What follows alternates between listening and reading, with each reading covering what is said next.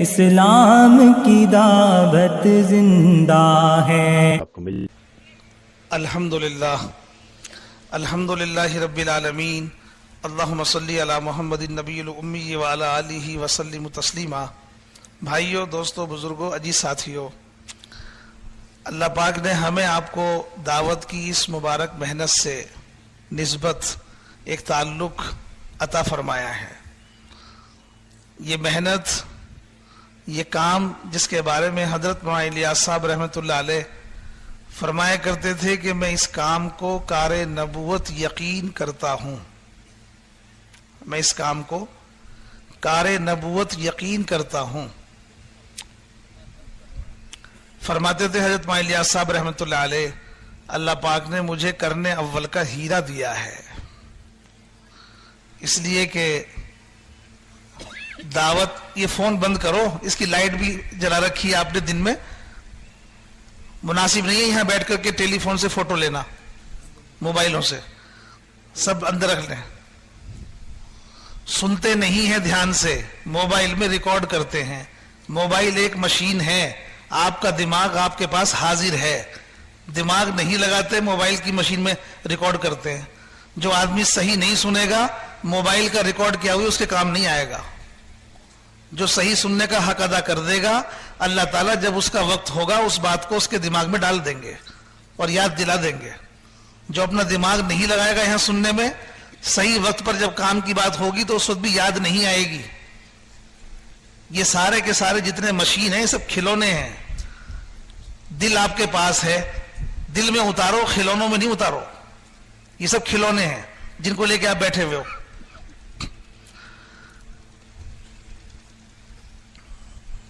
ہر محنت دعوت نہیں ہے، ہر محنت دعوت نہیں ہے۔ دعوت اس محنت کو کہتے ہیں جو آپ کا طریقہ محنت ہے، جو آپ کا طریقہ محنت ہے۔ حضرت محمد مصطفیٰ صلی اللہ علیہ وسلم جو طریقہ محنت کا امت کو سکھا کر گئے، جو طریقہ محنت کا امت کو سکھا کر گئے، اس طریقہ محنت کا نام دعوت ہے، جو رواجی شکلوں سے پاک ہے، جو رواجی شکلوں سے پاک ہے۔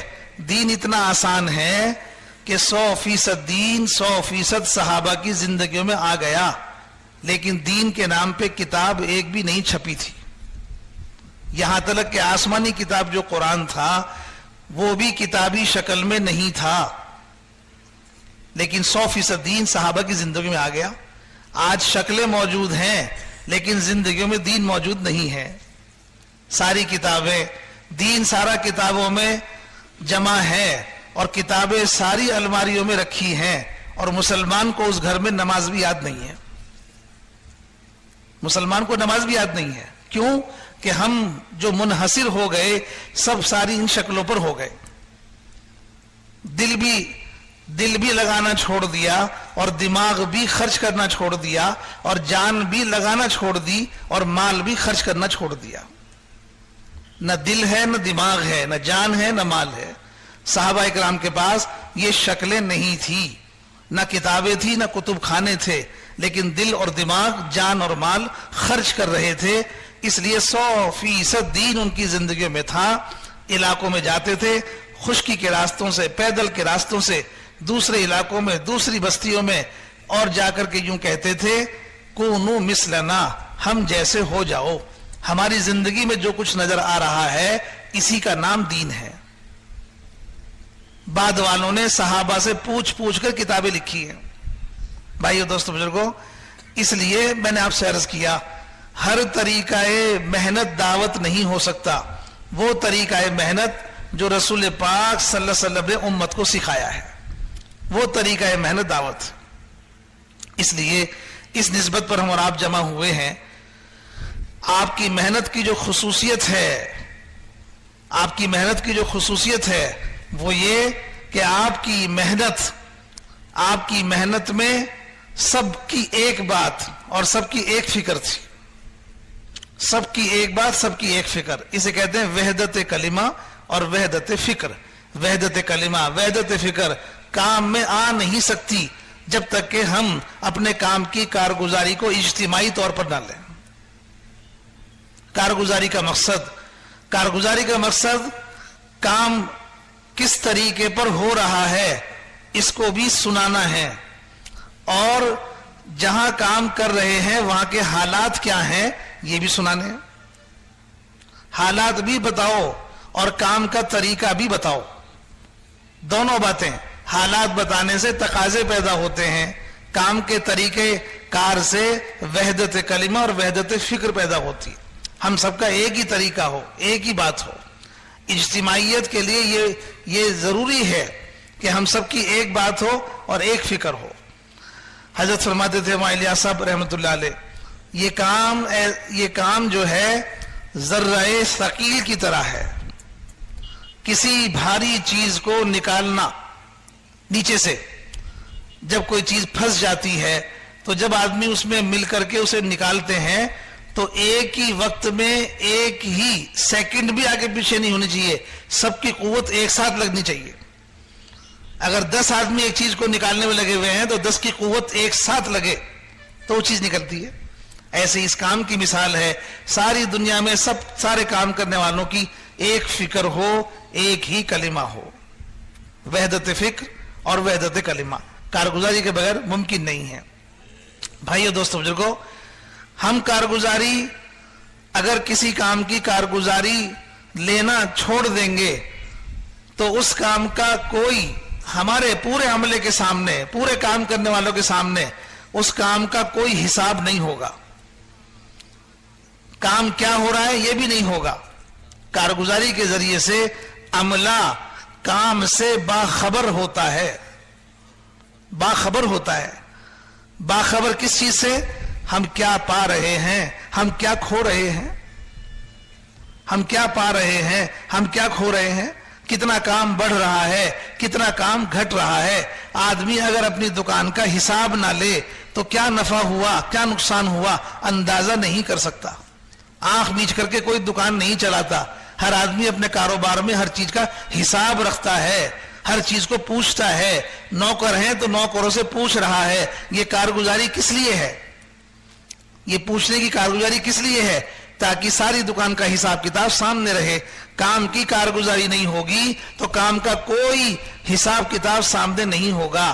کیا گیا، کیا آیا، کتنا بڑھا، کتنا گھٹا، کتنے کام میں کیا تقاضے کی ضرورت ہے، کوئی چیز ہمارے سامنے نہیں آئے گی۔ اس لیے کارگزاری کے بغیر یہ محنت اور دعوت کا کام، اس کام کی جو محنت ہے، ہمارا کوئی کام مکمل نہیں ہوگا کارگزاری کے بغیر۔ اس لیے جمع بھی ہو اور جمع ہو کر کے کارگزاری بھی سناؤ، جمع بھی ہوتے رہو، جڑتے بھی رہو اور کارگزاری بھی سناتے رہو، سنتے بھی رہو اور سناتے بھی رہو۔ یہ ضروری ہے کارگزاری۔ کارگزاری کے ذریعے سے حالات آپ سامنے لاؤ گے۔ ہدہد ایک پرندہ تھا، تمام انبیاء علیہم السلام، تمام خلفائے راشدین کے یہاں کام کی کارگزاری کے لینے کا اہتمام تھا، کارگزاری کے لینے کا۔ رسول پاک صلی اللہ علیہ وسلم کے زمانے میں تو ایک فرد کی کارگزاری بھی اہتمام سے سنی جاتی تھی۔ کیسے کیا، کس نے کیا؟ اس لیے کہ کارگزاری کے ذریعے سے جذبات بھی بنائے جاتے ہیں اور کارگزاری کے ذریعے سے کام کا طریقہ کار بھی صحیح رخ پر لایا جاتا ہے، صحیح رخ پر لایا جاتا ہے۔ دونوں باتیں کارگزاری کے ذریعے سے ممکن ہوتی ہیں۔ 2 چھوٹے بچوں نے ابو جہل کو قتل کیا، دونوں کو اپنے پاس بلا کر کے آپ نے کارگزاری سنی، سمجھے نا۔ ہدہد پرندہ سلیمان علیہ السلام کے زمانے میں آنے میں تاخیر ہو گئی، لیکن معقول وجہ بتا دی، آپ کے ہوتے ہوئے سورج کی پرستش ہو رہی ہے، آپ کے ہوتے ہوئے آپ کی رعایا میں سورج کی پرستش ہو رہی ہے۔ ہدہد پرندے کی کارگزاری سے سلیمان علیہ السلام نے تقاضا بنا لیا، تقاضا بنا کر ترتیب بنا دی، ساری قوم سورج کی پرستش سے نکل گئی، ساری قوم نکل گئی ایک پرندے کی کارگزاری سے۔ کام کر کے میدان میں، کام کر کے میدان سے آ گئے، اپنی کارگزاری پیش کر دو۔ اس کارگزاری کے ذریعے سے تقاضے بنیں گے، ان تقاضوں سے امت غفلت سے نکلے گی، امت جہالت سے نکلے گی، امت ارتداد سے نکلے گی۔ اگر ہم میدان کی محنت کر کے آئے، کارگزاری نہ سنائی، تو پھر کوئی تقاضا کسی کے سامنے نہیں ہوگا، کوئی کام کی خبر کسی کے سامنے نہیں ہوگی، ذمہ دار بھی باخبر نہیں رہیں گے، عملہ بھی باخبر نہیں رہے گا۔ اس لیے سب بیٹھے، ذمہ دار بھی بیٹھو، عملہ بھی بیٹھے، سب بیٹھیں اور سب بیٹھ کر کے کارگزاری سنیں اور سنائیں، تاکہ ایک دوسرے کو ایک دوسرے کے کام کی خبر ہو اور اس پر تقاضے کی ترتیب بنے، محنت کی ترتیب قائم ہو، اور اس کی برکت سے انشاءاللہ ساری امت میں دین پہنچے گا۔ اتنا اونچا عمل ہے یہ کارگزاری کا، کوئی معمولی ہے؟ بھائیو، دوستو، بزرگوں، اسی طرح سے کارگزاری کے ذریعے سے میں نے آپ سے عرض کیا، مختلف جگہوں سے کارگزاری آئے گی، ایسی کارگزاری جس سے جذبات بنیں گے، جس سے جذبات بنیں گے، اس کارگزاری کا بھی اہتمام۔ ایک چرواہا بکریاں چرا رہا تھا، اس کی بکری کو بھیڑیے نے پکڑ لیا، چرواہے نے ڈنڈا دکھا کے بکری کو چھڑا لیا۔ بھیڑیا بولنے لگا چرواہے سے، اللہ پاک نے مجھے رزق دیا تھا، تم نے چھین لیا۔ بھیڑیا بولا چرواہے سے، اللہ پاک نے مجھے رزق دیا تھا، تم نے چھین لیا۔ چرواہا بھیڑیے سے بولا، تم جانور ہو کر، ایک بھیڑیے ہو کر انسانی زبان میں بات کر رہے ہو، تم بھیڑیے ہو کر انسانی زبان میں بات کر رہے ہو، حیرت کی بات ہے۔ بھیڑیے نے کہا، حیرت کی بات یہ نہیں ہے کہ میں جانور ہو کر انسانی زبان میں بات کر رہا ہوں، حیرت کی بات یہ ہے کہ آخری نبی مدینہ منورہ میں ہجرت فرما کر آ گئے اور اپنے ساتھیوں کو انبیاء علیہم الصلاۃ والسلام کے واقعات سنا رہے ہیں، ان کے قصے سنا رہے ہیں، اور تم جنگل میں بکریاں چرا رہے ہو۔ یہ حیرت کی بات ہے۔ بھیڑیے نے یہ بات بھیڑیے کی سنی تو وہ چرواہا سیدھا مدینے کی طرف چل دیا، مدینے میں جا کے آپ کی خدمت میں حاضر ہو گیا۔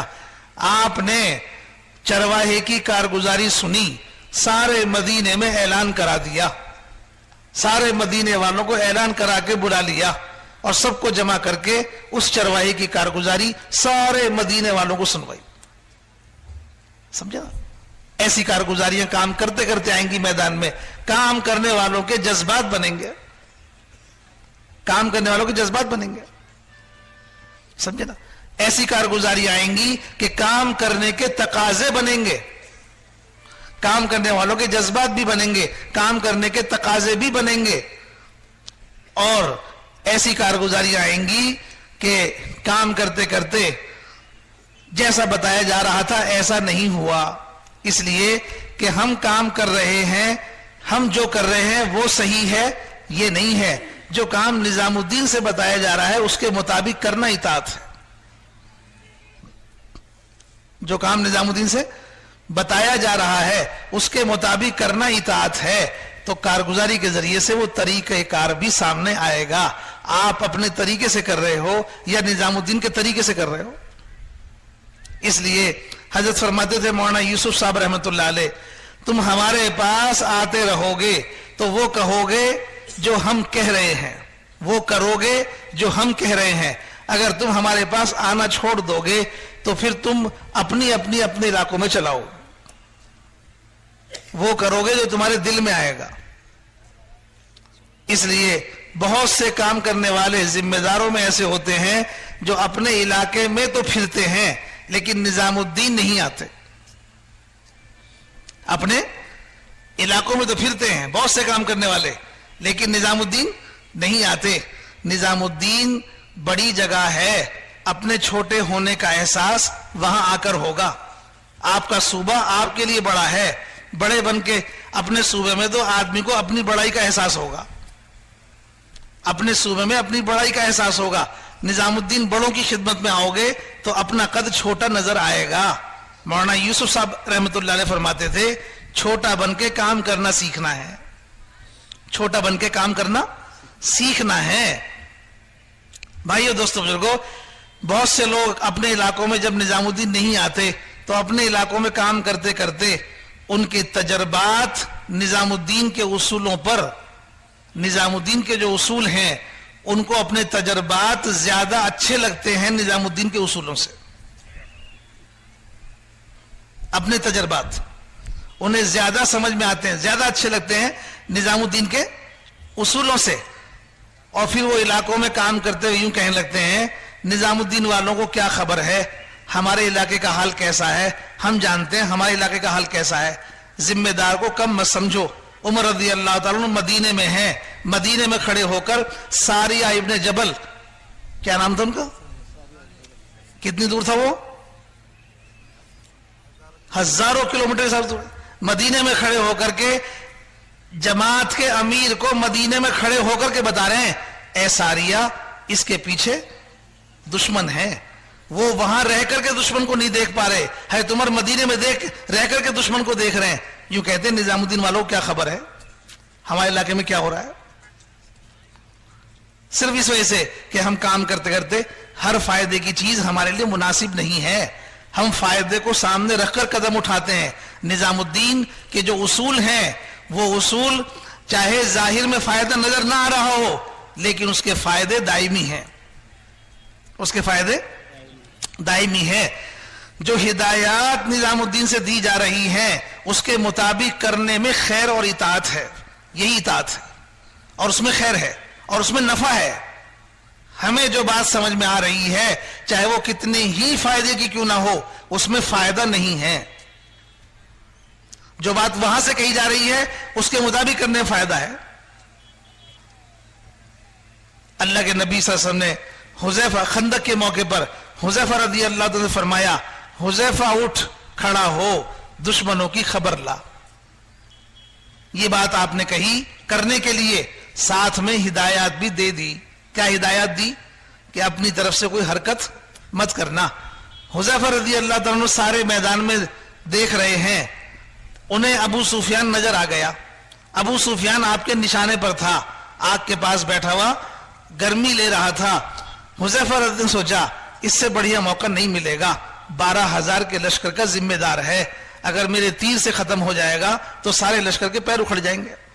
چنانچہ ترکش کی طرف ہاتھ لے گئے تیر نکالنے کے لیے, لیکن اتنی دیر میں خیال آ گیا کہ اللہ کے نبی نے فرمایا تھا حرکت مت کرنا, ہدایات کا دھیان آ گیا, جو ہدایت دی تھی اس کا دھیان آ گیا, واپس ہاتھ کھینچ لیا, واپس ہاتھ کھینچ لیا, ہدایات یاد آ گئی, واپس ہاتھ کھینچ لیا. بہت بڑی فائدے کی شکل سامنے ہے لیکن کرنا نہیں ہے. کیوں کہ نظام الدین سے کہا نہیں ہے, نظام الدین سے کہا نہیں ہے. بہت بڑی فائدے کی شکل سامنے آ رہی ہے, کرنا نہیں ہے اس لیے کہ کہا نہیں ہے. جو کہا ہے وہ کرو, جتنا کہا ہے اتنا کرو, جیسے کہا ہے ویسے کرو. چنانچہ تیر واپس اپنا ہاتھ کھینچ لیا, سارے میدان کی خبر لے کر واپس چلے. راستے میں فرشتوں کی جماعت مل گئی. فرشتوں کی جماعت نے کہا اپنے آقا سے جا کے کہہ دو دشمنوں کا اللہ پاک نے انتظام کر دیا ہے. کیسا انتظام کیا؟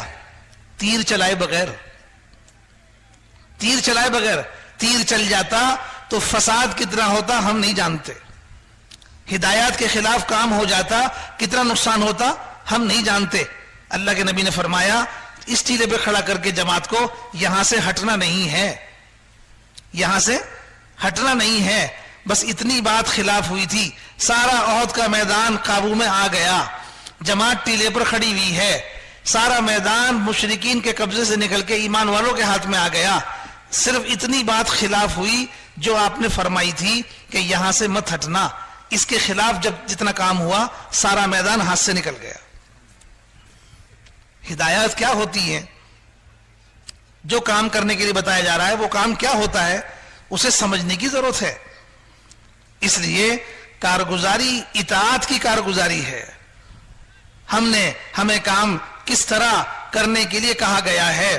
عمر رضی اللہ عنہ کا قول ہے کہ تمہارا کیا گمان ہے کہ میں تم سے, تمہارا کیا خیال ہے میں تم سے کسی کام کے کرنے کے لیے کہوں اور تم اس کام کو کر دو تو میرا کام پورا ہو گیا؟ ساتھی نے کہا امیر المومنین آپ کا کام پورا ہو گیا. عمر نے کہا نہیں, میرا کام جب تک پورا نہیں ہوگا جب تک میں یہ نہ دیکھ لوں کہ تم نے اس کام کو کس طریقے سے کیا ہے, جیسا میں نے بتایا ہے ویسے کیا ہے کہ نہیں. اس طریقے سے کرنا ہی اطاعت ہے. اس لیے نظام الدین آتے رہو, نظام الدین آتے رہو، بار بار ہدایت لیتے رہو، اس ماحول میں آتے رہو، اس لیے کہ تمام دنیا کے کام کرنے والوں کی تربیت گاہ ہے نظام الدین، تربیت گاہ ہے نظام الدین۔ وہاں آؤ، اپنی سناؤ اور وہاں کی سنو، اپنی سناؤ اور وہاں کی سن کر کے یہاں آؤ، سمجھے نا؟ اپنی سناؤ کارگزاری کے طور پر اور وہاں کی سن کر آؤ اصولوں کے طور پر، آگے اپنے علاقے میں کرو، سمجھے؟ کارگزاری سناؤ، کارنامہ سمجھ کے مت سناؤ۔ ہمیں کوئی شاباشی نہیں ملی، ہمارے کام میں کمی نکال دی، ہمارے کام میں کمی نکال دی، ہمیں کوئی شاباشی نہیں ملی، ہم کوئی کارنامہ نہیں سنا رہے، ہم مریض بن کر ڈاکٹر کے سامنے بیٹھے ہیں، ہم مریض بن کر ڈاکٹر کے سامنے بیٹھے ہیں۔ میں اپنا مرض بتاؤں گا تو میری بے عزتی ہو جائے گی، بے عزتی نہیں ہوتی، علاج ہو جائے گا، بے عزتی نہیں ہوتی۔ کوئی مریض ڈاکٹر کے سامنے جا کر کے اپنی بے عزتی کے ڈر سے اپنا مرض ہی نہ بتائے، یا بتائے تو گھٹا کے بتائے، یا بتائے تو بڑھا کے بتائے، سب میں خطرہ ہے، سب میں خطرہ ہے۔ جب ڈاکٹر کے سامنے بیٹھے تو مرض کو چھپانا نہیں ہے، مرض بتانا ذلت نہیں ہے، مرض بتانا کوئی بے عزتی نہیں ہے، مرض بتانا تو علاج ہے، سمجھے؟ مرض بتانا علاج ہے۔ کارگزاری علاج کے طور پر سناؤ، کہ ہم سنائیں گے، صحیح کر کے سناؤ، جتنی جیسا کر رہے ہو وہ سناؤ، بنا کے مت سناؤ، گھٹا کے بھی مت سناؤ اور بڑھا کے بھی مت سناؤ۔ یہ کوئی کارنامہ نہیں ہے، یہ تو، اور کارگزاری ہماری آپ کی کوئی الگ نہیں ہے، کارگزاری ہماری آپ کی کوئی الگ نہیں ہے، آپ کی کارگزاری ہماری کارگزاری ہے، ہماری کارگزاری آپ کی کارگزاری ہے، ہم سب مل کر امت ہیں، ہم سب مل کر امت ہیں، سمجھے نہیں؟ اس لیے یہ ضروری ہے اصولی چیز، یہاں بیٹھ کر کے جب کارگزاری سنو دوسروں کی سمجھ کے مت سنو، ہر کارگزاری کو اپنی سمجھ کے سنو، ہر کارگزاری کو اپنی سمجھ کے سنو۔ نظام الدین میں ایک علاقے والے آئے اور آ کر کے حضرت مولانا انعام الحسن صاحب رحمت اللہ علیہ کی خدمت میں حاضر ہو کر اپنے علاقے کے حالات بیان کیے۔ علاقے میں کام کرنے والوں میں کچھ انتشار تھا، یہ بیان کیا، حالات سامنے لائے۔ مولانا محمد بن سلیمان جھانجی رحمت اللہ علیہ نے مشورہ چل رہا تھا ہندوستان کا، اس وقت یہ بات بتائی کہ ایک علاقے والوں نے آ کے کارگزاری سنائی، ہمارے علاقے میں ساتھیوں میں انتشار ہے۔ میں نے دیکھا حضرت کو ساری رات روتے ہوئے اللہ کے سامنے یہ کہہ رہے تھے، اے اللہ یہ سارا انتشار میری وجہ سے ہے،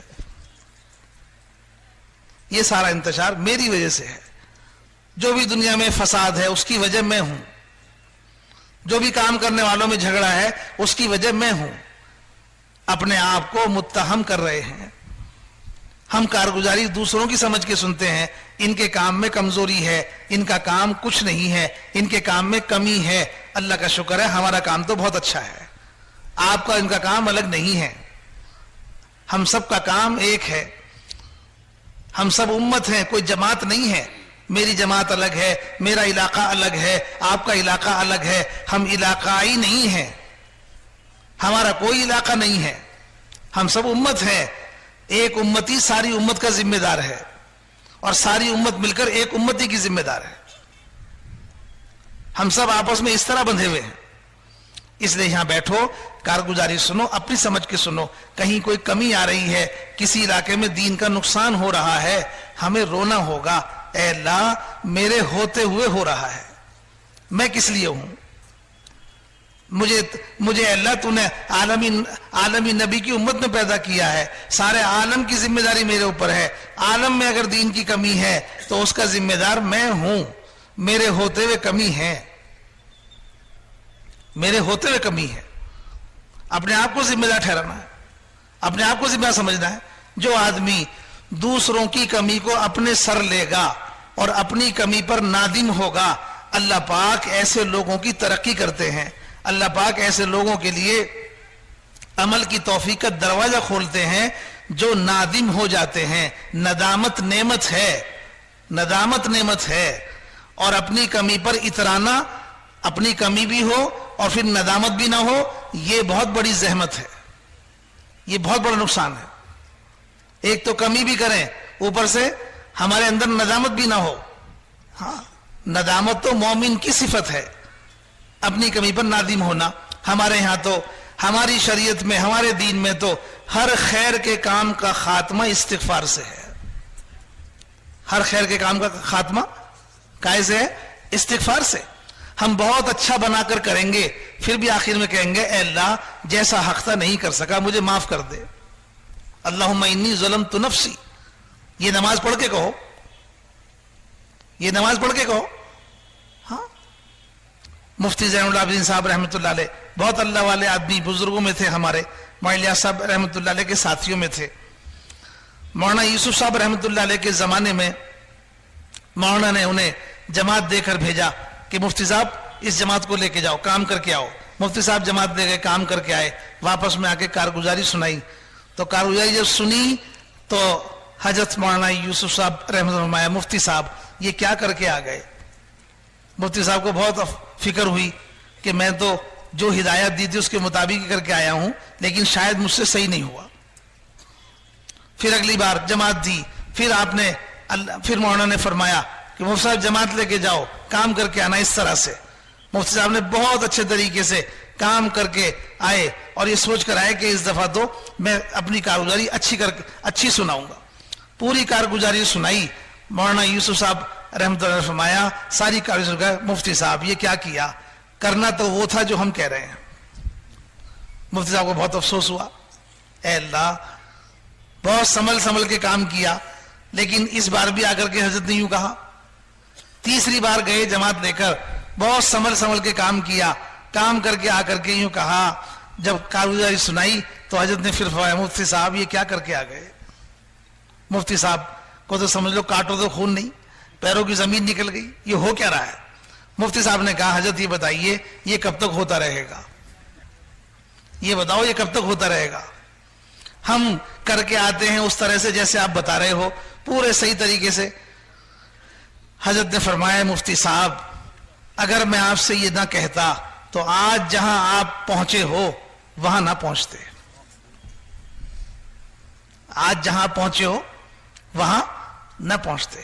کارگزاری سنا کر آپ اس کے طالب مت رہو کہ ہمیں کوئی شاباشی ملے گی.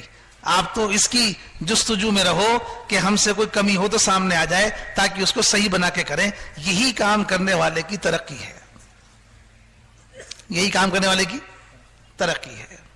ہاں اسی میں ترقی سمجھو.